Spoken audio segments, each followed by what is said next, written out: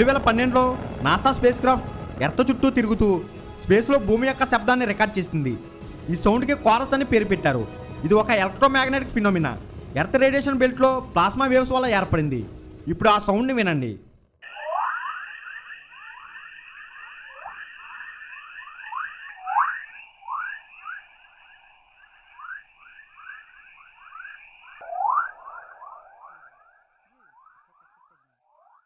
నచ్చితే మన ఛానల్ని సబ్స్క్రైబ్ చేసుకోవచ్చు కదా.